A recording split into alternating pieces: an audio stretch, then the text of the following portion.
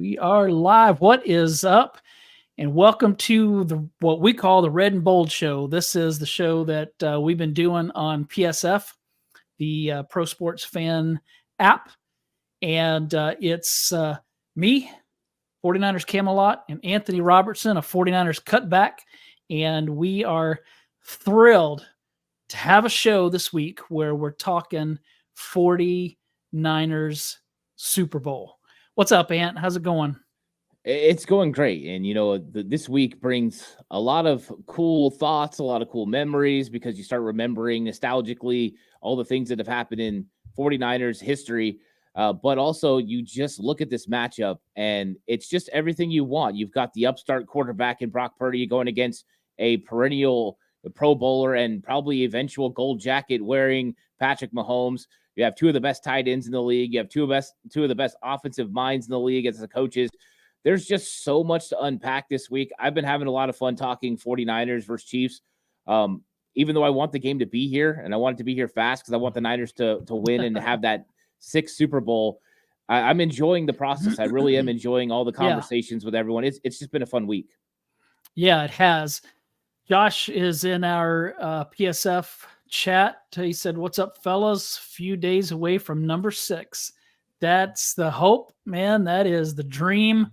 Hoping that the 49ers do that. I tell you, this is strange, but at the beginning of the season, in fact, this may have been before the season even started. I had a dream that the 49ers were in the Super Bowl and they got off to a really good start. And so let's hope that happens. And then I'll claim to be prophetic or whatever, but we'll have to see. They do need to get off to a good start. Let's start there with the 49ers offense. We'll get to the defense because I'm a little more concerned on that side of the ball. But when the 49ers have the ball and the Chiefs are on defense, what do you see in there that you like? What do you see in there that you don't like? Because the 49ers' strength, running the ball, just happens to be the Chiefs' defense weakness in stopping the run. They do have a really good defense, but stopping the run is not their strength. Yeah, if you're going to find one avenue to attack Kansas City, it's going to be running the football. And I think Kansas City knows that. Spagnuolo's done a pretty good all season being able to disguise that, negate that. But when you're looking at exactly how you go about attacking Kansas City, it's on the edges too. It's running the football off tackle with the outside zone, getting Christian McCaffrey the ball, and just letting him do his thing. You go back and you watch some of Kansas City's biggest losses this year, or even games where they struggled against the run, it was a very similar Jets offense that was getting the ball on the outside and making plays there with Breece Hall. And then you look at the Raiders, and they had a lot of success. They never went away from the running game. And so I think this is a tough matchup for Kansas City. The 49ers should be able to lean heavily on Christian McCaffrey. And I think Kyle Shanahan's going to do a very good job of getting Debo the freaking ball, as Debo would say, get me that ball. And I think they're going to make sure they use him to keep them off balance so they can't aggressively go after McCaffrey as much. 2019 video shows that's what Kyle Shanahan did to Steve Spagnuolo's defense, was use Debo Samuel to keep him off balance. And I think he's going to do the same thing in this matchup. Yeah, excited to see what happens because and by the way, Randy Daytona's here with us in the chat, and Traffic is with us as well. So welcome to the Red and Bold Show. Thanks for joining us. So this is the thing that I look at whenever you go back to Super Bowl 54. You have a 10-point lead midway through the fourth quarter. You have Raheem Mostert, who 2 weeks before had rushed for over 200 yards against the Green Bay Packers in the NFC Championship game. And he had run the ball well. The 49ers had been really creative. They were moving the ball well. They put up some points. And so here you take this fourth quarter where you have a 10-point lead, half of the quarter's gone, and you need to milk the clock. You need to move the ball. You need to run down that clock. Now, you don't want to go all conservative and just start, ignoring any kind of aggressive pursuit of moving the ball. but you do need to run the ball. You need to get that clock down. And so what happens? The 49ers stop running the ball. Kansas City climbs back into the game. And then when everything was on Jimmy Garoppolo's shoulders, where now you have to throw the ball, he just couldn't do it. And part of that was Chris Jones beating up on the offensive line. Part of it was that Jimmy, just whenever he would get in those situations, would get kind of happy feet. And so this time they have to correct that mistake and stick with the running game no matter what. I think, yes, they need to make sure they run the ball consistently and they need to run it well. I think that, yes, that game, you had an interception there with just over 7 minutes. You get the ball back.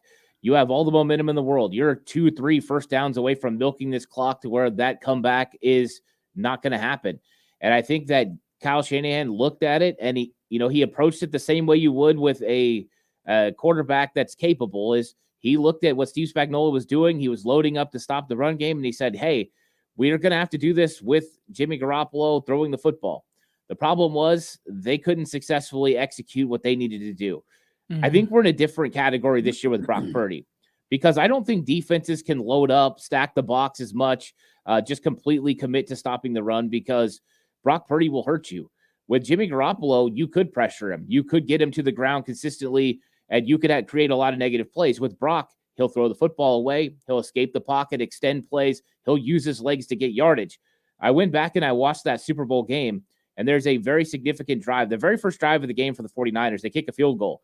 They miss a throw to George Kittle, and on that play, they pan to the sideline. They show Kyle Shanahan talking with Jimmy Garoppolo, and Garoppolo is talking, and then you see Kyle say, okay, didn't you just run? And Jimmy says something back, and he goes, run the ball.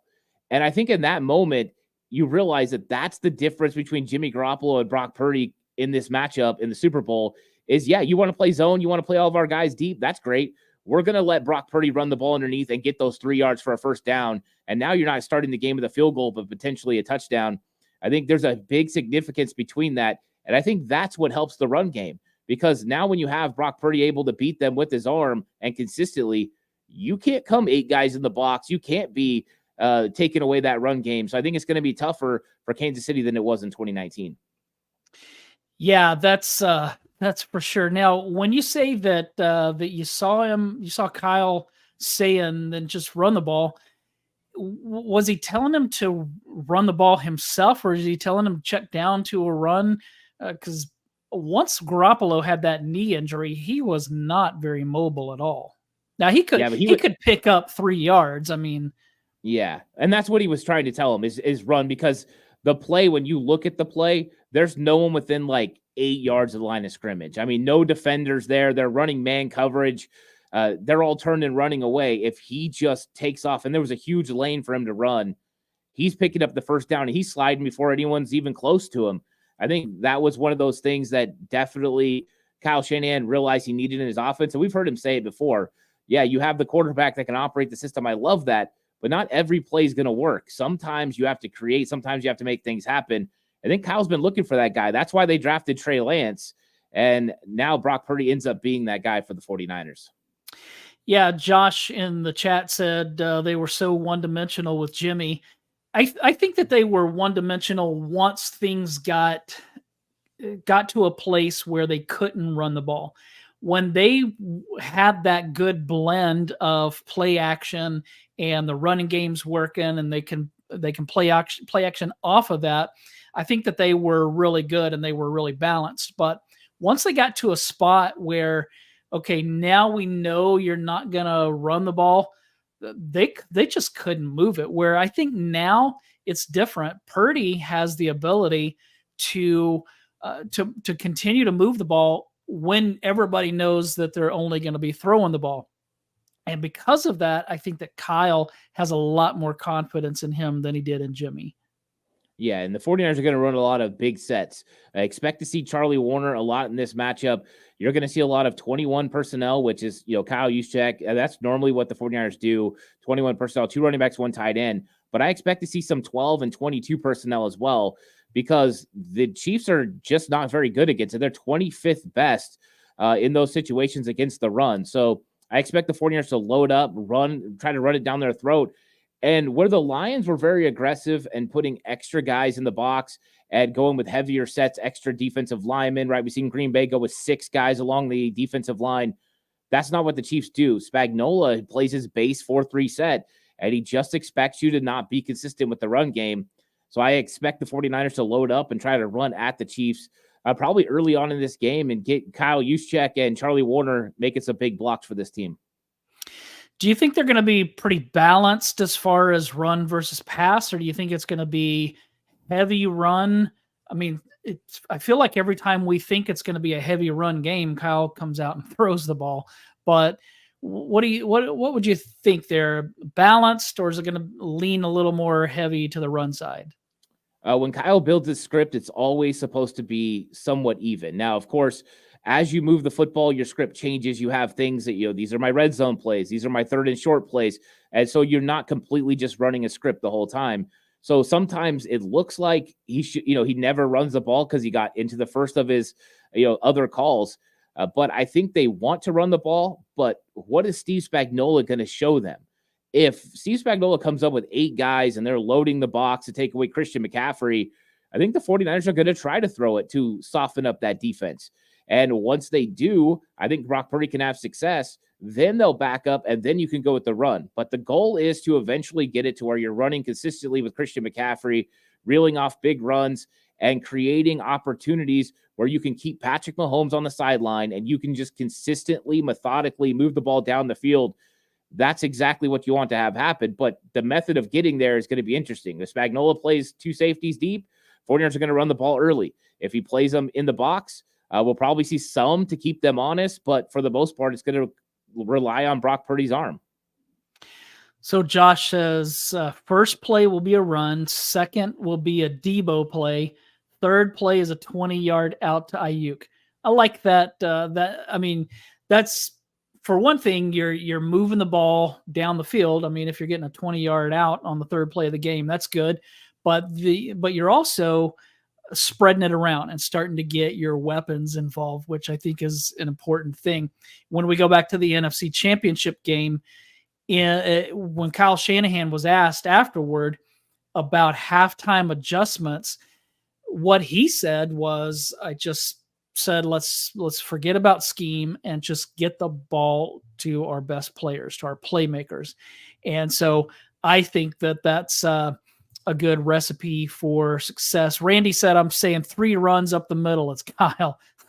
Well, I hope not, unless they all go for good yardage. But how about before we get to the defense, let's talk special teams, because I just put out the 49ers Web Zone mailbag today, and somebody asked me, do you think that the 49ers special teams will have a big impact on the game?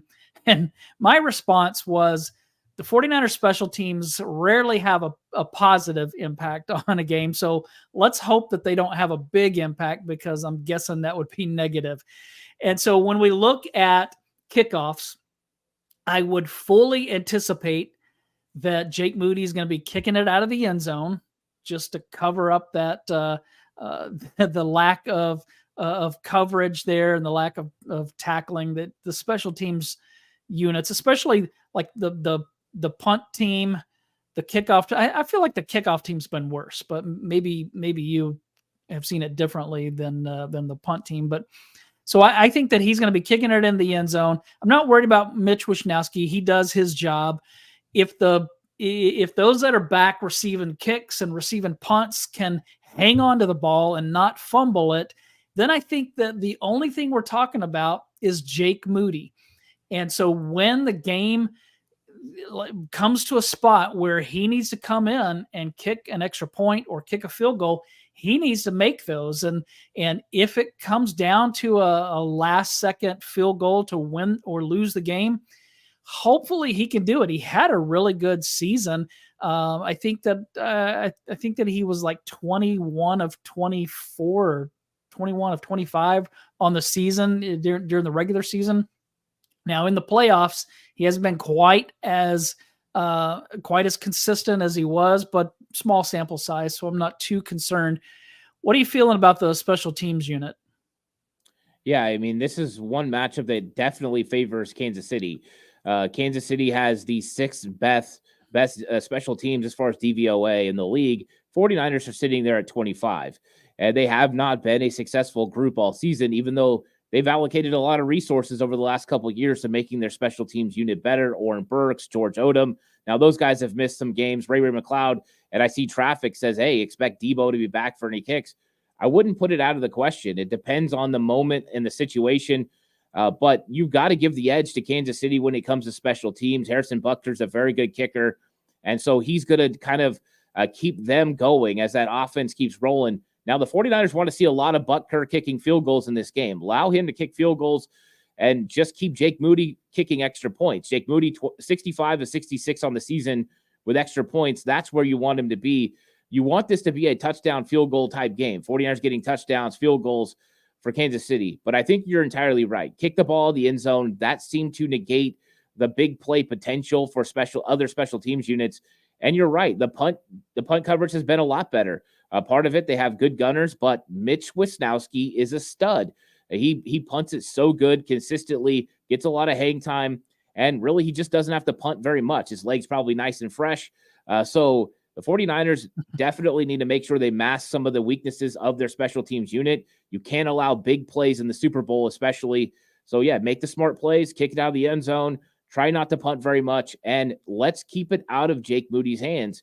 As much as I think Jake Moody can go in there and kick a field goal, I don't want him to have to. I want this to be touchdowns, to put the onus on Brock Purdy and the offense to get it done. I think they can. Yeah, as far as Debo fielding kicks, I don't know. I would have said he's absolutely going to do it, but that shoulder injury a few weeks ago makes me pause a little bit. So I think that if he's feeling fine and he's not having any issues with it, then maybe they'll go ahead and put him back there. I'd love to see it because he is better at it than Ray McLeod. We're talking kickoffs, not punts.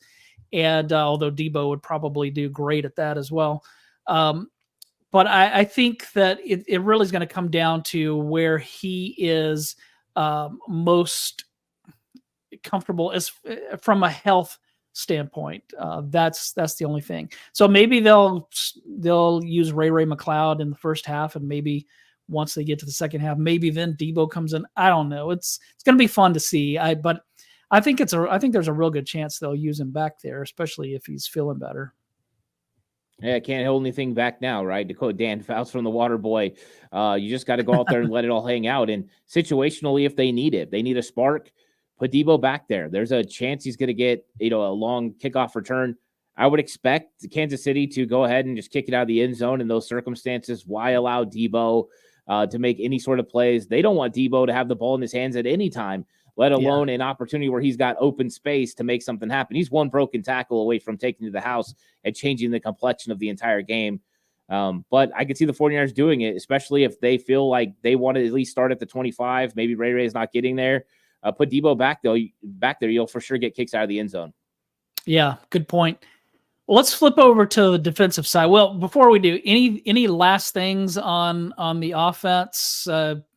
Could we see a McCaffrey game where he goes for over 100, maybe has 40 yards receiving, scores 2 or 3 touchdowns? I wonder if we might see something like that.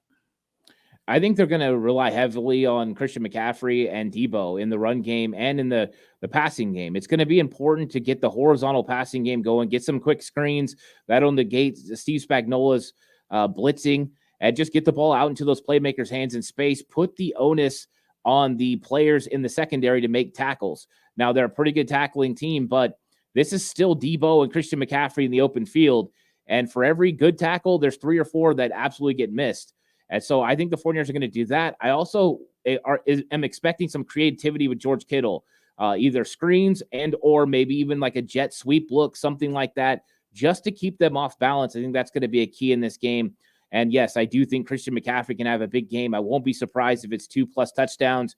I think he's going to be in competition for MVP of the Super Bowl by the end of the night, because I think no matter what Spagnuolo does, whether he tries to take away the run early or late, 49ers are going to just make sure eventually they feed him until Kansas City can't handle any more CMC. So Jim Everett the Great says Purdy interception waiting to happen. Get out of here, Rams fan. Like y'all don't even know much about the Super Bowl anymore. Like you won one. Well, I guess you won two, but that was in St. Louis, so that doesn't even count. And Jim Everett sacked himself once. So yeah, let's just that's what I remember was that. going to He say. sacked himself. Yeah. And Josh said Jim Everett was trash. And then Jim Everett said, I hurt your feelings with Purdy facts. No, it didn't hurt our feelings, man. We just don't like stupidity. That's the only thing. I'm just giving you a hard time. But yeah, hopefully Purdy doesn't throw any interceptions. We don't want that. So let's talk. Let me see this. Jimmy's stats were better with CMC than Purdy. Kyle Shannon drank too many beers Super Bowl Monday. Yeah, he might have Super Bowl Monday, but your Jimmy Garoppolo's stats were not better with McCaffrey than Purdy. So you need to go back and do some homework there, pal. But hey, thanks for joining us. But still, all right, let's talk defensively. And I'm going to throw this question. All right, Randy asks this question, and then I'll get to Josh's question. What happens? I don't know where this came from. What happens if Mooney Ward breaks his ankle in the first quarter? That would be bad. Yeah, let's not have that happen.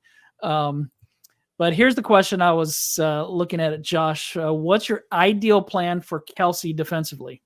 Good question. Yeah, it's going to take a variety of factors to slow down Travis Kelce. We know how good he is against zone, so you're going to have to mix up zone. You're going to have to mix up man coverage. And I think you're going to have to mix up, who exactly is all around him. You're going to have to make sure you're consistently focused on him because he will do unorthodox things. He will break off a route when he's not supposed to. He will run to an area that is not a part of the actual route concept. So you just have to make sure you're attached to him. Be on his hip, find him. When he comes into your zone, don't cover grass, cover Travis Kelce. And I think the 49ers are going to find different ways to do it. I think they're going to use Fred Warner some. I think they'll probably end up using Tashawn Gibson a lot. He's been really good against tight ends this year. But the 49ers always have good plans for tight ends. And I think they're going to have them in this game as well. I think they'll probably do some fire zone blitzes, drop off a defensive end underneath occasionally to take away an underneath route to Travis Kelce. They're fourth best against tight ends in the league, and I think they'll go out with a pretty disciplined game plan to slow him down. Travis Kelce's going to get his catches. He's going to make plays. You just want to make sure when he has those catches, they're short gains, and that when you tackle him, you're physical, you get him to the ground, and you just put the onus on Patrick Mahomes to consistently make the plays. But there's no stopping Kelce. You just hope that you can limit his effectiveness, and I think if you can limit his effectiveness, you can probably slow up that Kansas City offense a lot. Do you have any concerns with the 49ers defense facing the Kansas City run game? They haven't been bad, but they're not on the level of Detroit and Green Bay. But still, the way the 49ers run game has looked recently, that gives me some concern.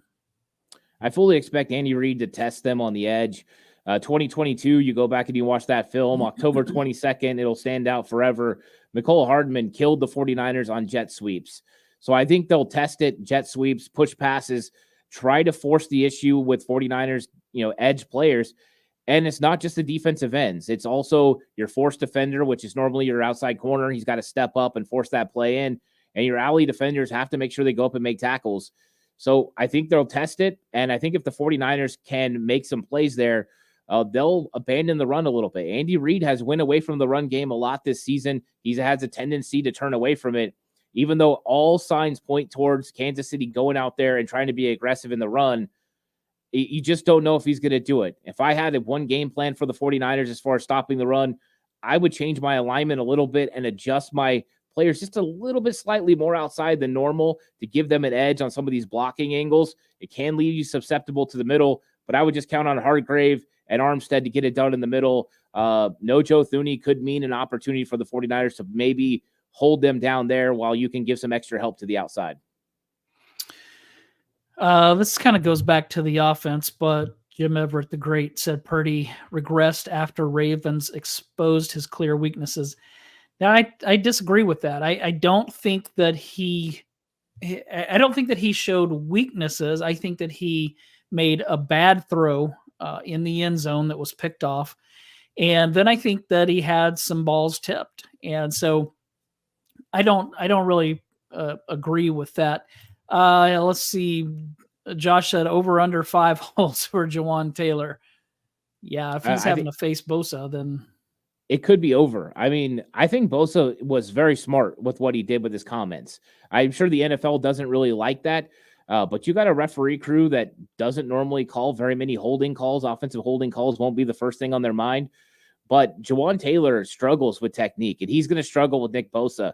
Bosa's speed will make it difficult for him to be able to stop him around the outside. And with the way Bosa plays with leverage, I think he can get under Jawan Taylor and walk him back. I think we're going to see times in this game where Jawan Taylor's chasing Bosa from behind, grabbing him by the waist.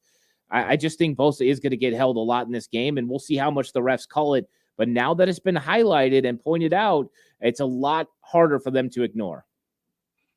What do you see from Chase Young in this game? He was called out for especially that one play when Jahmyr Gibbs scored. He wasn't the only one that looked to be maybe not given his all, but regardless, he's addressed it himself this week and talked about how there's no excuse and that you're going to see a different Chase Young. How do you see the matchup with the Chiefs offensive line versus what Chase Young might be able to bring to the table? Yeah, it's going to be interesting. He's going to be going against Donovan Smith. And Donovan Smith, if you look at his PFF grade, not the best. But when I watch him on film, I see a pretty good left tackle. And so Chase is going to have his hands full. And the 49ers need Chase Young to be a dynamic pass rusher in this game. Because when you blitz Patrick Mahomes, you blitz at your own peril. I mean, he's just that good when it comes to being blitzed. He's only blitzed 15% of the time, and there's a reason. People fear him being blitzed. So 49ers have to count on their front four to get after Patrick Mahomes, and I think Chase Young's a big reason. Now, most of the commentary about Chase Young has been lack of effort or, him not being very good against the run, setting the edge. What I saw was some inconsistency in the last game, but I also saw some very brilliant plays as well, where he showed just how physical he is, set good edges, and made tackles. He actually is one of the top guys in the league right now in the playoffs with tackles for negative plays. So he has made plays. He just hasn't been what everyone's expecting him to make. I think in this one, he has to be Donovan Smith. He has to put pressure on Patrick Mahomes, and that will limit what they do to Bosa because they know that's a real weakness. And so they're going to chip him. They're going to cut him. That was the method in 2022. We're going to get our running backs to cut his legs. I think Chase Young could expect that at times as well. But if Chase can become a legitimate force in this game on that other side, that's going to make it easier for everyone else. And once again, we talked about Thuney earlier. If Chase Young's rushing really good, Hargrave going against Nick Allegretti, I like that matchup for the 49ers. That could be a huge one. But if they don't have to help at all, then you might not get those one-on-one matchups that we're looking for. Creed Humphrey might be there helping with Hargrave the whole game. One of the things that people said about Chase Young when the 49ers first made the trade was that he has a tendency to occasionally go off on his own on a play, like as in he's going for the big splash play rather than doing what the coaches tell him to do. Have you seen any of that on film with the 49ers? No, I haven't really seen him going against what the team asked him to do. I just think that sometimes he hasn't been as successful as they wanted him to. I think it's been interesting the way he's been used. I thought when they came out of the bye week against Jacksonville, you saw a lot of creativity with the way that they were using him and Bosa, lining them up in the A gaps on obvious pass downs, creating opportunities for those guys to get some real rush off the outside.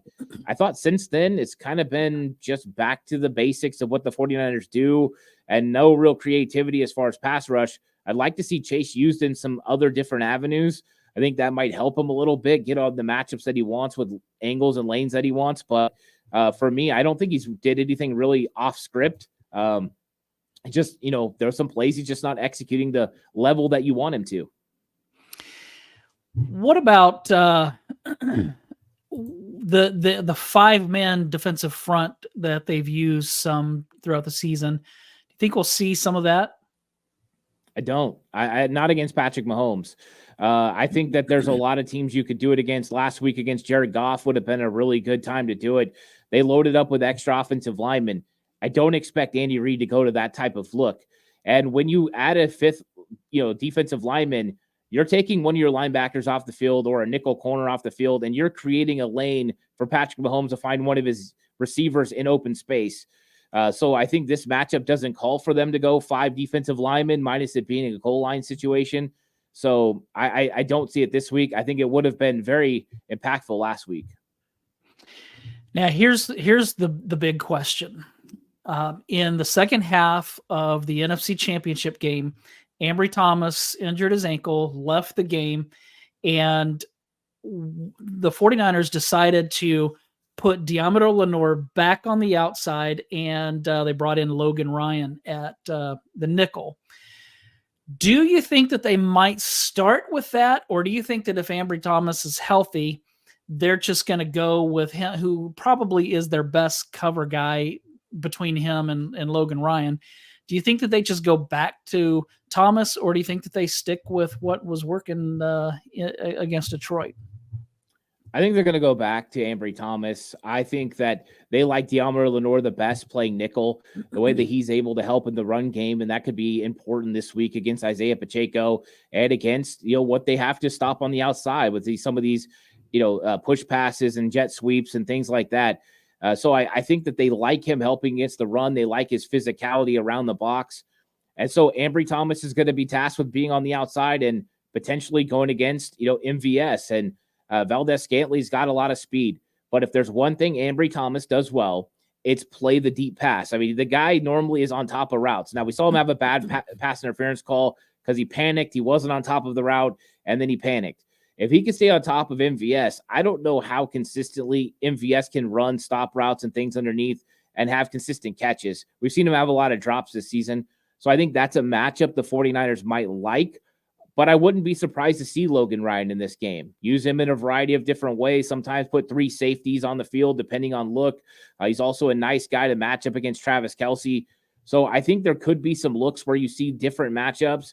It's all on the table. Remember, in 2019, that's when the 49ers put Tarvarius Moore on the field a lot, and he had some big, impactful plays when they went 3 safeties in that look. So it could be there, and I think the 49ers are looking for ways to confuse Patrick Mahomes just a little bit for a second, get him off his normal rhythm.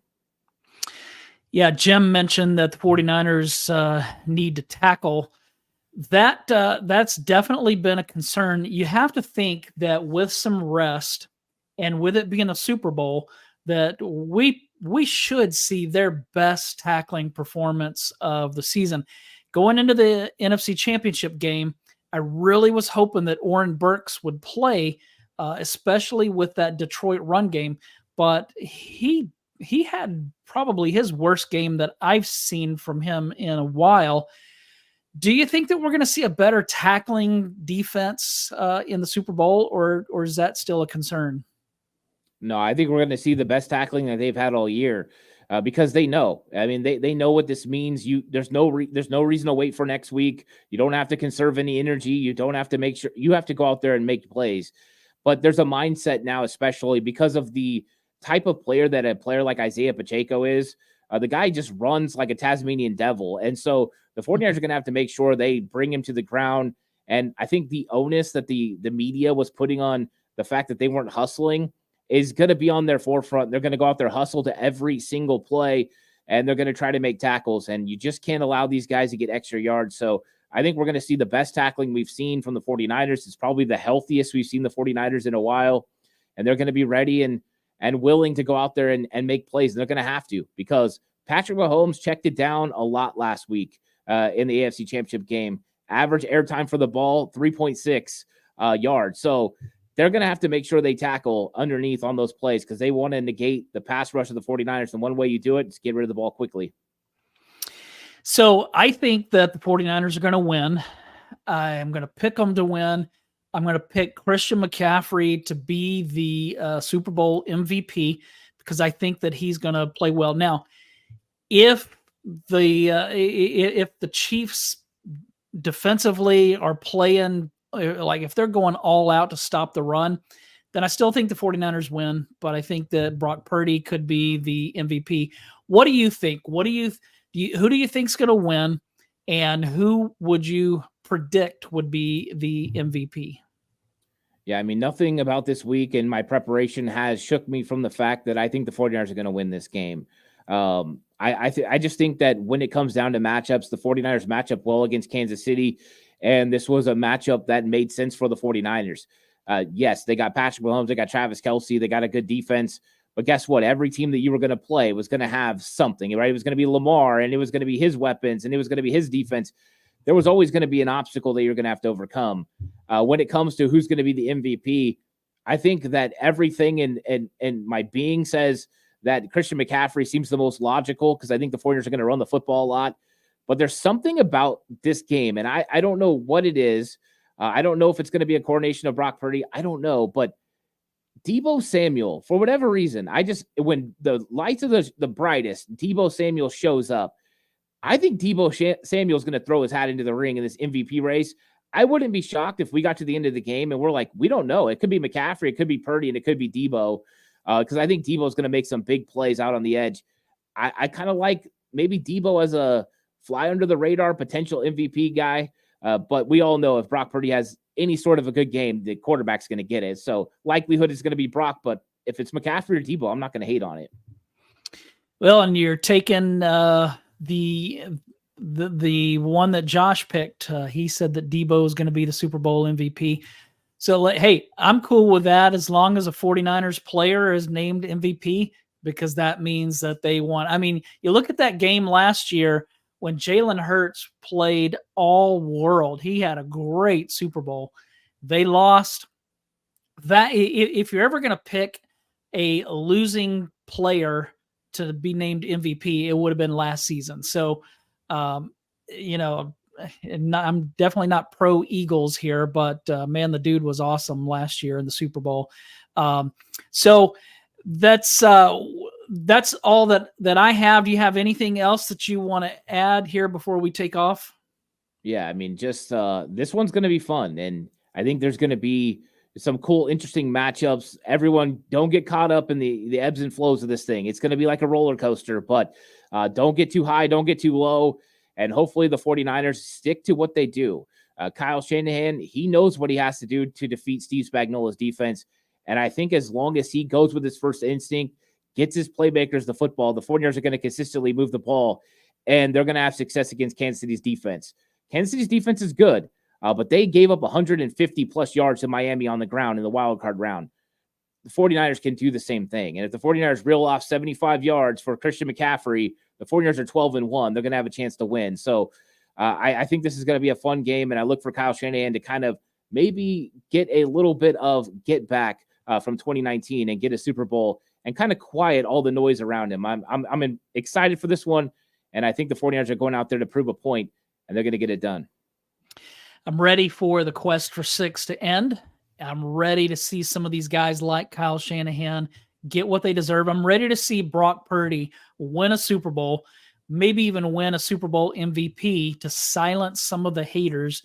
And I want to see Taylor Swift cry. That's what I want to see. New song material. Yeah. Hey, everybody, take a minute and subscribe to the 49ers Cutback podcast. And then do me a favor and do the same thing for the 49ers Camelot show. We appreciate your support. Thanks so much for joining us and for being part of this. And for those that are watching in the PSF app, thank you for being here. I think that we have one more show for PSF next week, and then we're finished for a while. So hope everybody enjoys the Super Bowl and hope that we can celebrate a big 49ers win. Yeah, go Niners. Get that 6th Super Bowl. Leave no doubt. Brock Purdy changed the narrative forever. Christian McCaffrey and Deebo go be great. Yes.